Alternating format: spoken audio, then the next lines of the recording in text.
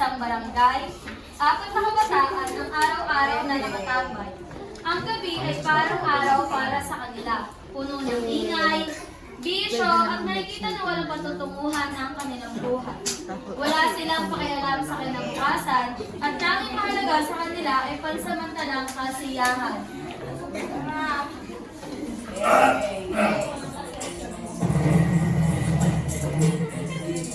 Gago, pre! Tara! Walang bawal-bawal dito! Tayo, Oo nga, tama lang yan. Iinom na lang natin yung mga problema na yan. Wala namang magagawa yung Diyos na sinasabi nila. Wala yan! Baka busy ka sa mga kasabay ko natin. Oo, baka di niya talaga tayo kailangan. Kaya di ako nagsisipaw eh. Pero na lang sa doon.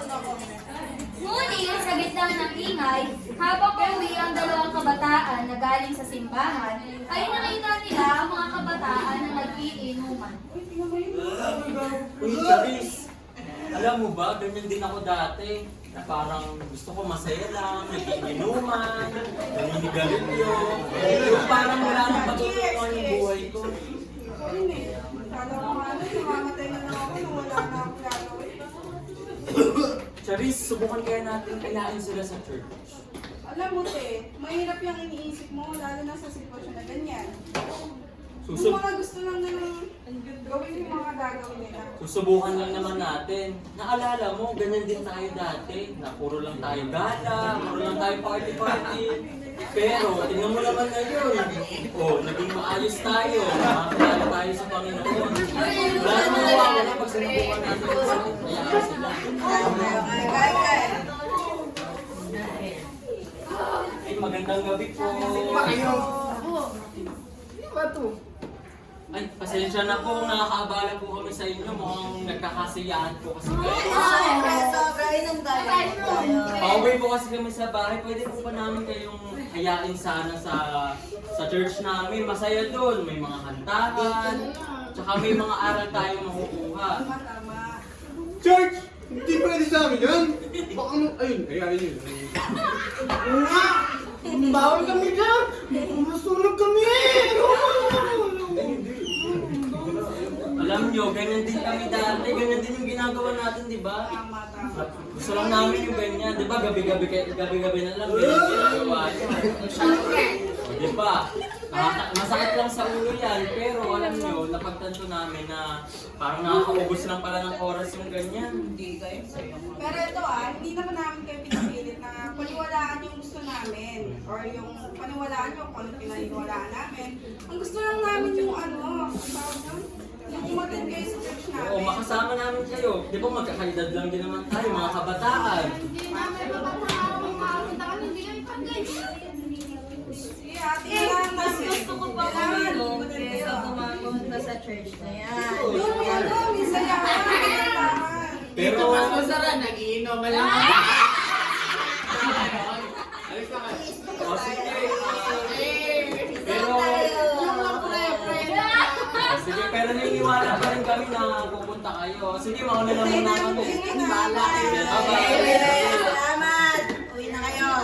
Kinabukasan, Ito na, start na ng ino!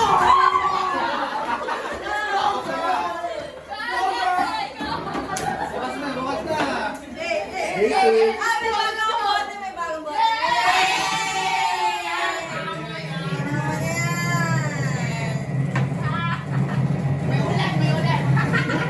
Kama na ka, kama na! Ah!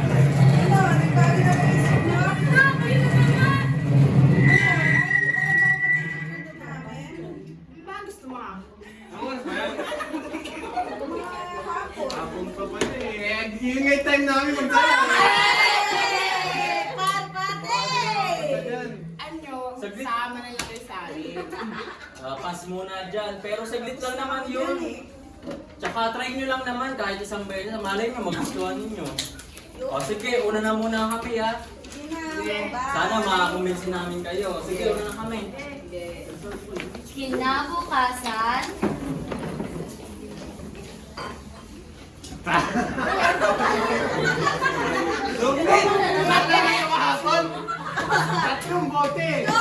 ilang minuto.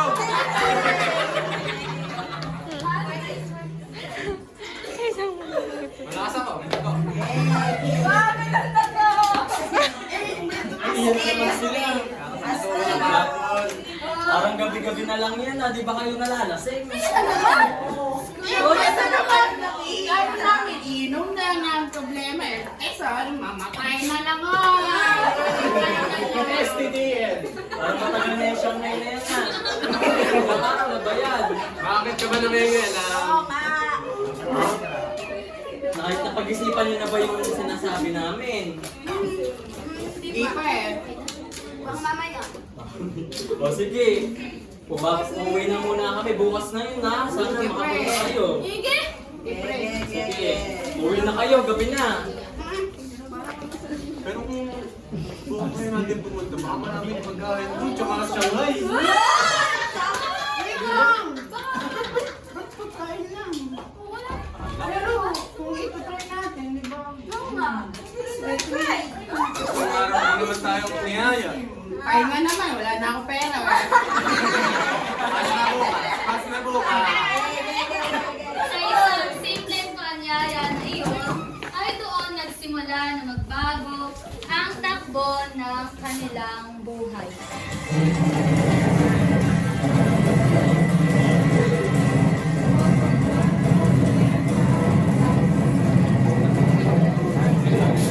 Dumating ang araw ng Sabado. Sa paanyaya sa apat na kabataan ay hindi akalain na dalawang kabataan mula sa church na sila ay makakapunta. Uy, buti nakapunta kayo. Uy, buti nakapunta kayo. Masaya naman kami. Napunta kayo dito. Buti naman na pag-isipan niyo pumunta dito. Alam ko masaya kami ni Chacha. Eh kasi sabuna kami sa session namin ngayon eh. Di ba, Marquis?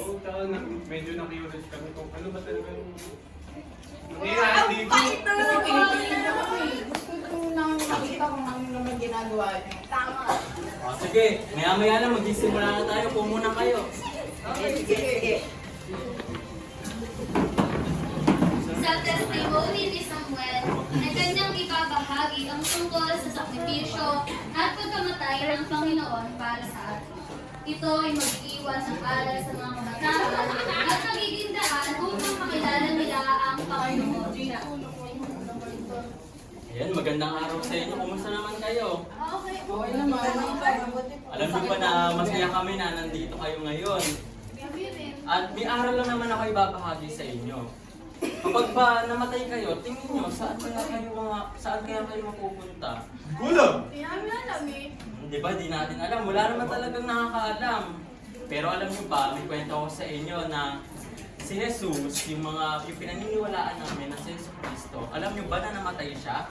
Pero hindi dahil siya ay, di dahil pinatay siya, kundi namatay siya dahil gusto niya na tubusin yung ating mga kasalanan. Di ba? Parang ang labo. Biruin mo, tutubusin niya yung kasalanan natin para lang mamatay siya.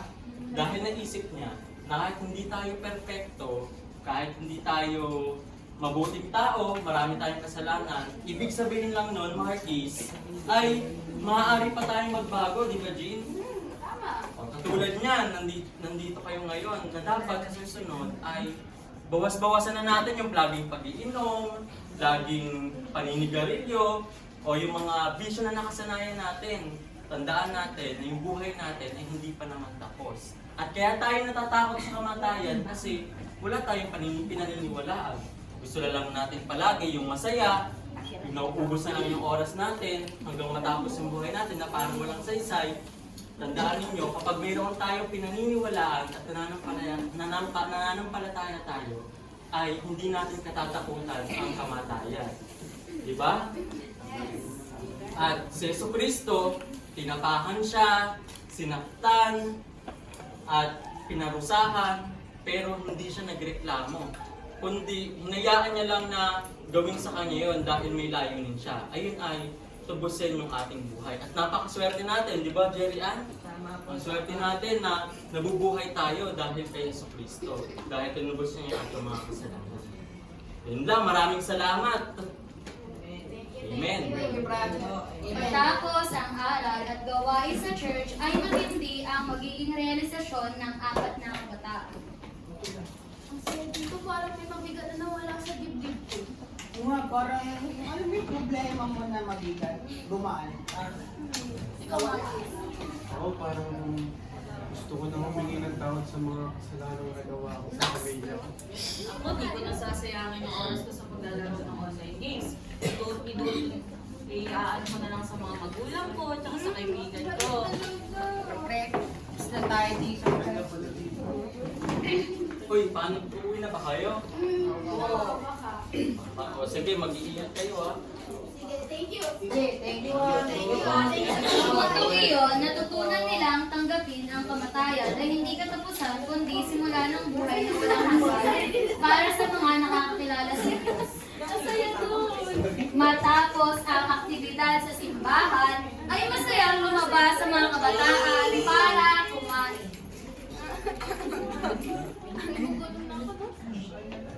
Habang sila ay nagkukwentuhan, ay hindi nila inaasahan ang kanilang nakita. Anak, magpadala na yung daddy mo. Baby, mabibili na natin yung iPad na gusto mo sa SM, okay?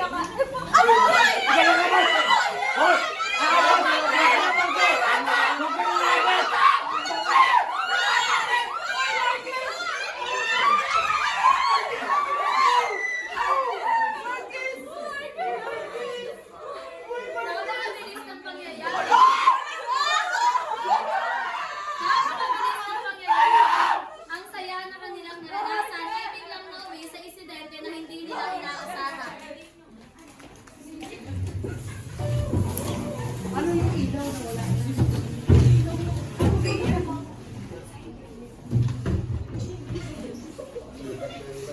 Kaagad dinala ng mga kaibigan ni Marquez sa ospital kasama ang nanay at mga kabataan.